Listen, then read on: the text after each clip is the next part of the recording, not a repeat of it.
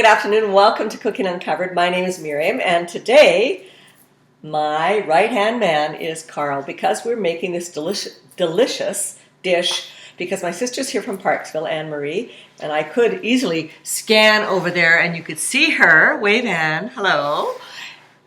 And also, the kids are coming over. So we've got Anne-Marie here from Parksville, and David and Kat are coming over. They just got back from Europe. And we're doing some Cordon Bleu because I've made this divine guacamole that is going to go on top of the Cordon Bleu. But this Cordon Bleu is a little bit different, a little bit of a twist. We're leaving out the ham.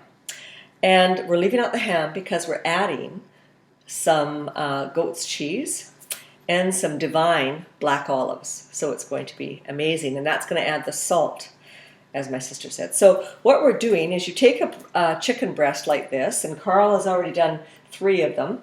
Anything that's kind of loose, we're going to take off. And then with the chicken breast, what you do is you just make a very slight slit down the center of it, but you don't cut through.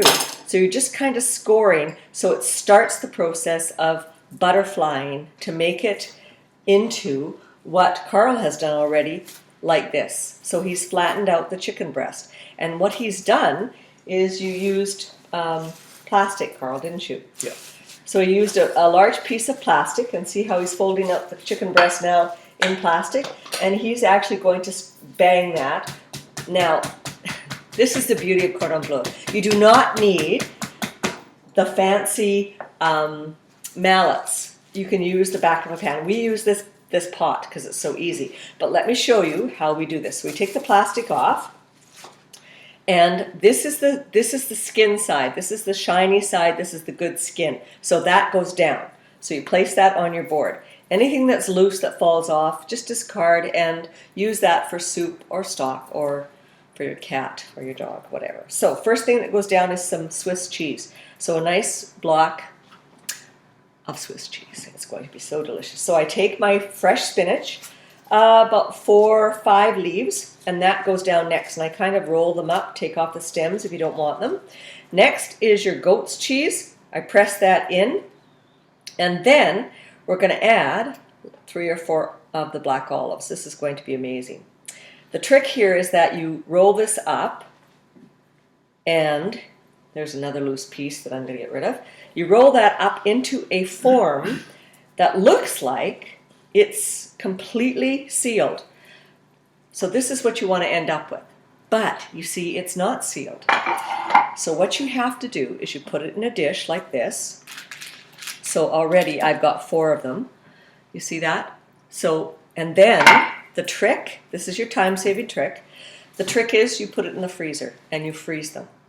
And the beauty of this is the chicken is so thin that when you take them out of the freezer, they cook in the oven very quickly. And I'll show you how to do that after. We're going to bread them, and we're going to stick them in the roasting oven, and they're going to roast for about 15 minutes, and it's perfect. So Carl's going to finish up with this last chicken breast, and then we'll get these into the freezer. They freeze solid. And then we bring them out and bread them and roast them. So stay tuned, because this is going to be an amazing dinner. You ready for that, Carl? Yep. my sous chef of little words. So thanks for joining me. Just wait around and I'll get to the end of this. It's going to be delicious. Thanks. Hi, welcome back. And my chicken is now out of the freezer. So what we did was we flattened them out with a pan, and then Carl did that. You saw that like 20 minutes ago. And then we put them in the freezer to freeze them solid. So these have been in the freezer for about an hour. So the beautiful thing about this is, if you wanted to do this ahead of time, you could do this the day before and freeze them and of course cover them in a plastic bag or with wrap and leave them and do this at the last minute. It's perfect. So the way we do this, I've got my seasoned flour here. I've got 2 eggs that I'm just going to whip up.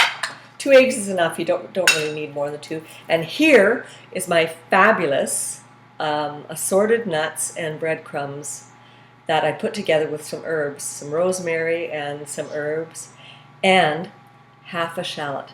It's amazing. It's so delicious. It just adds to. So this is what we're working towards. So those are 2 of my chicken breasts, and I'll just my chicken cordon bleu that I made from chicken breasts. Oops, flour first. Sorry. Flour first. Always, and this flour is herb flour, so it's got salt and pepper and some garlic powder.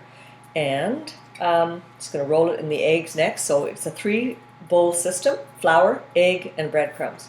So the eggs go on next, and then beautiful aromatic. Now you're thinking, okay, I've never put onions, at least that's what my sister said. My sister Anne-Marie said, I've never put onions in breadcrumbs. Well, really, it's so delicious. But the thing is, you've got to be careful. So you can't leave that kind of an onion breadcrumb out. You've got to freeze them or keep them in the fridge. So in that goes. So I'm going to carry on with this. Going to bread the rest of my cordon bleu here. And remember, this cordon bleu is a little bit different. It's got, instead of ham, it's got spinach, Swiss cheese, goat's cheese, and beautiful black olive. So stay tuned,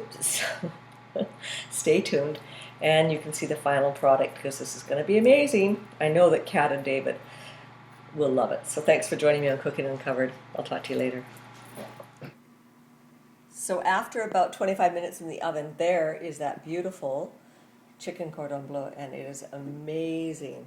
So we're having that tonight with this amazing guacamole that we've made, and that'll be on my blog as well, with a spinach salad and with this delicious quinoa pilaf, which is going to be amazing. So thanks for joining me on Cooking Uncovered for the most amazing chicken cordon bleu. Good night.